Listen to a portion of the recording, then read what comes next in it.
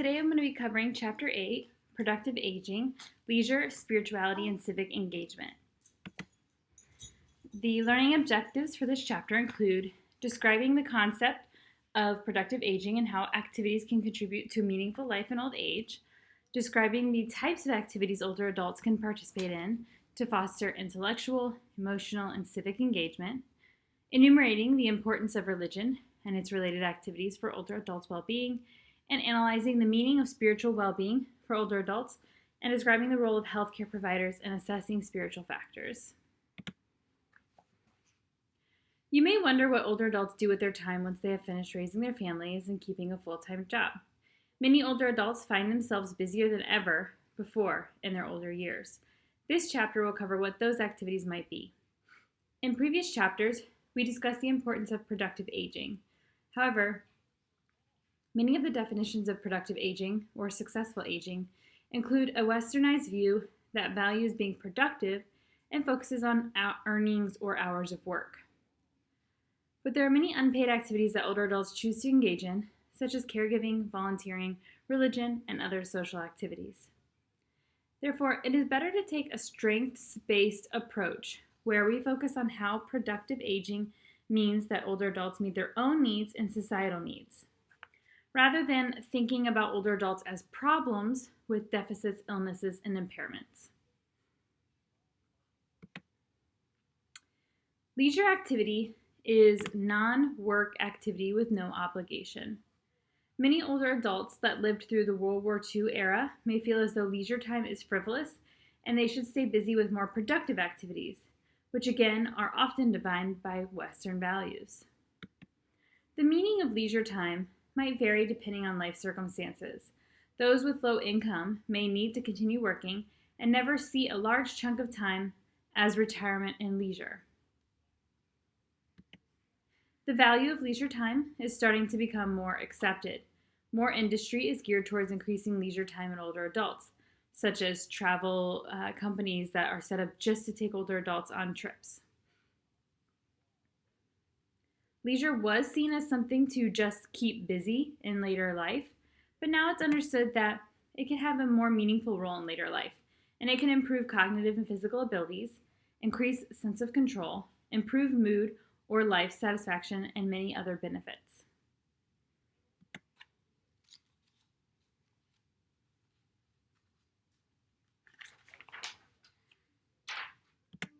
When older adults choose activities for leisure time in later life, they tend to be more selective about how they spend their time and with whom they spend their time, more likely to choose solitary and sedentary activities such as reading, music, and reflection, are more likely to consider routine tasks such as errands and housework as leisure activities, as being able to perform them provides higher self-esteem and can involve social interaction. Those in a higher income bracket participate in more active leisure activities. This might be because they have more access to them and more time to pursue them. Having more leisure time is associated with improved health and the quality and quality of social interactions is more important than the quantity. So even though older adults might not be interacting with a lot of people, it's more about the quality than the quantity of these interactions. And all of this is connected to the continuity theory that we talked about in a previous chapter. Basically, if older adults were very active in younger life, they're going to tend to be more active in later life in the types of activities that they choose to do for leisure. And those that have always been more sedentary might continue to be more sedentary. Just keeping that continuity theory in mind here. Now, a Pew Research study examined how older adults spend their time. Some of the top activities included talking with family or friends, reading a book, magazine, or newspaper, watching TV, praying, driving their car, spending time on a hobby, napping, etc. And you'll see one of the top activities is pray. Religion is one of the activities we'll focus on in this chapter. Also, according to Pew Research, religion is a far bigger part of the lives of older adults than younger adults.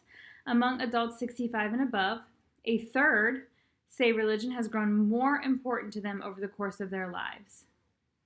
Among those who are over 65 and report having an illness or feeling sad, the share who say that religion has become more important to them rises to 43%. So having illness can increase the importance of religion in older adults. Now, religion, your book discusses religion, religiosity, and spirituality. So make sure you take some time to understand the differences between those. In broad terms, religion is an organized system of beliefs and practices. Religiosity is kind of a broader concept where you just believe more in divine being and prayer, but maybe not as organized.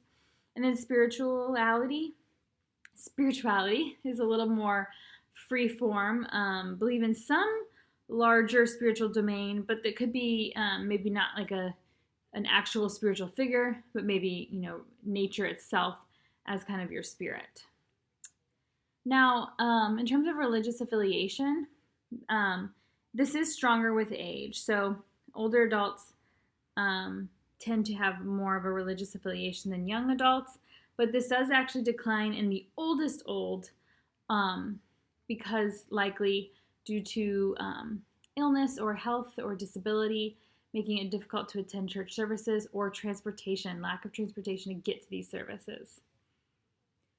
Although a lot of these older adults that have a hard time with transportation will practice religion in their home, saying prayer every day, watching religious services on the TV, things like that.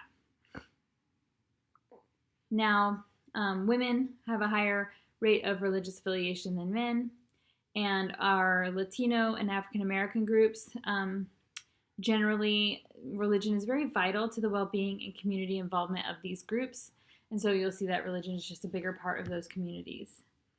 And also, older adults may turn to religion as a source of support rather than seeking formal sources, so they might use their religious community to provide them with transportation for to church or to doctor's appointments, or to bring meals, or to say prayers for them, just to support them in different ways rather than kind of formal paid support. Now, the benefits of being involved in religious or spiritual activities in older adult life, these people see less illness, and it may reduce the risk of mortality and improve mental health and reduce loneliness. And the reason these religious activities might be associated with health is that because there are factors that are more likely in those that tend to be religious. So those that tend to be religious might be more likely to engage in healthy behavior changes, have a higher sense of belonging, and have regular social interaction with others. So that might be driving these improved health benefits for those who participate in religious activities. And interestingly, this longitudinal study, so basically, if you think about cross-sectionally, if you just ask older adults if they're interested in, if they're affiliated with religion, and then you ask young adults if they're affiliated with religion, you're comparing people from different cohorts at two different snapshots in time. And so you don't really know if being interested in religion increases with age, or if those who are older adults at this time in our history just happen to be more interested in religion than younger demographic. It could be more of a cohort effect rather than an age effect. So what you would need to do is look longitudinally. So measure the same person over a period of time to see how their religion changes. So a longitudinal study shows that religious affiliation does increase with age. They followed the same people through multiple years. But this was mostly just in Western cultures. So they said that they posited that religion and spirituality create a sense of meaning and coherence in one's life that becomes especially important during the final stages of human development. Some social psychologists have suggested that religion helps soothe fear and insecurity about mortality, especially when religion offers this idea of immortality, living beyond death in a sense. And because aging tends to amplify these concerns, the thinking goes that religion becomes more important to people as they get older. And this is one of the questions I ask in the discussion board this week, is kind of thinking about your family or people you know, and if looking at them longitudinally from your own perspective, did they become more religious over time? Were they always religious? What do you think you'll experience as you age in terms of religion? It's an interesting question.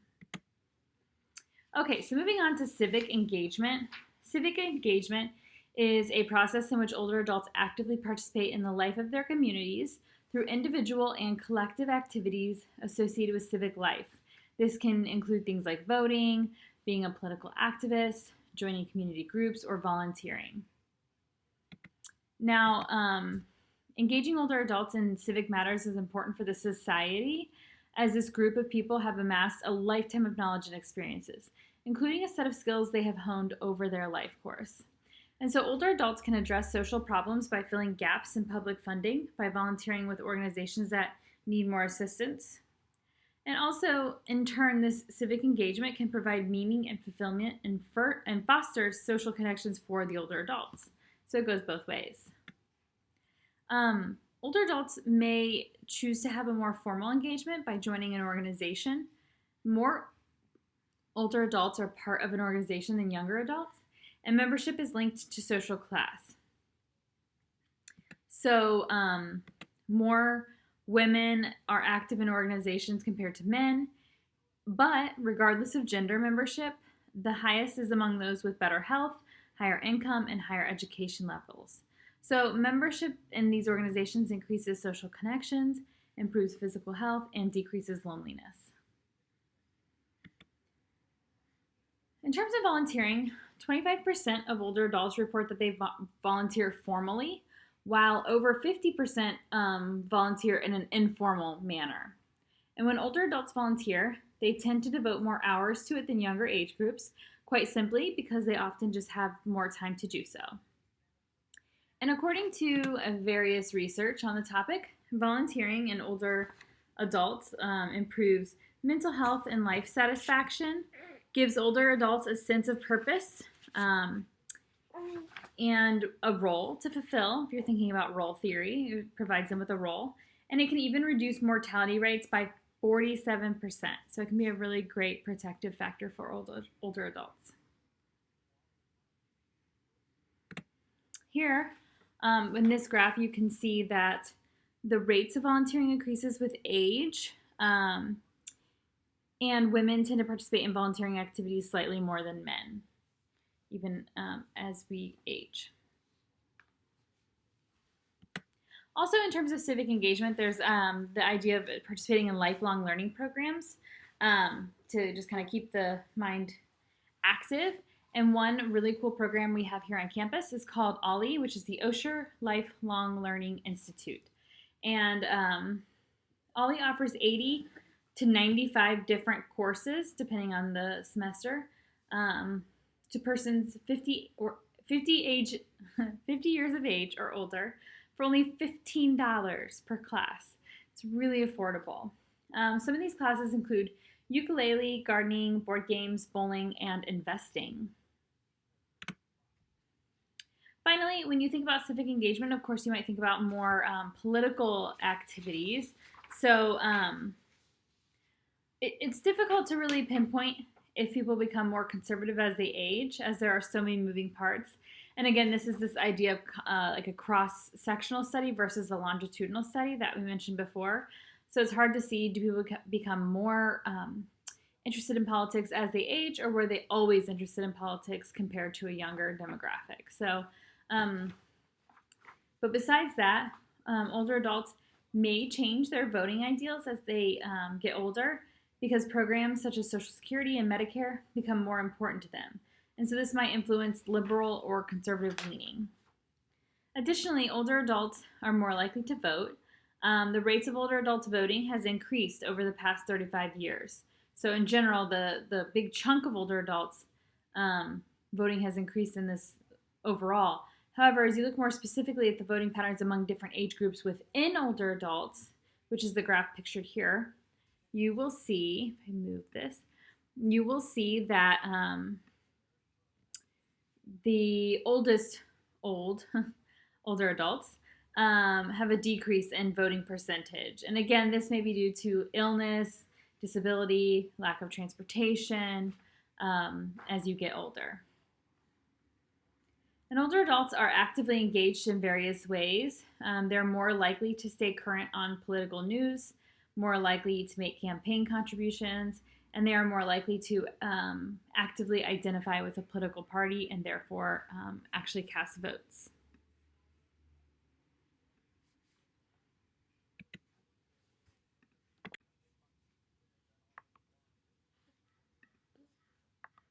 Okay, summary for this chapter, and again, I always encourage you to make sure you're reading the full summary in the textbook to make sure you're getting all the information, but here's a broad summary of what we talked about in this PowerPoint. Older adults find meaning through participating in a variety of activities such as leisure, religion and spirituality, volunteering, or civic engagement. Participating in these activities has a range of positive benefits for both society and for the older adult. Make sure you're looking into what some of these benefits for the older adult are. They include psychological, mental health, social health, life satisfaction, happiness, and then of course a range of physical health benefits, including a reduced risk of mortality, often through the route of reduced social isolation. Religious or spiritual activities increase with age, with sedentary and solitary activities more prevalent in the oldest old.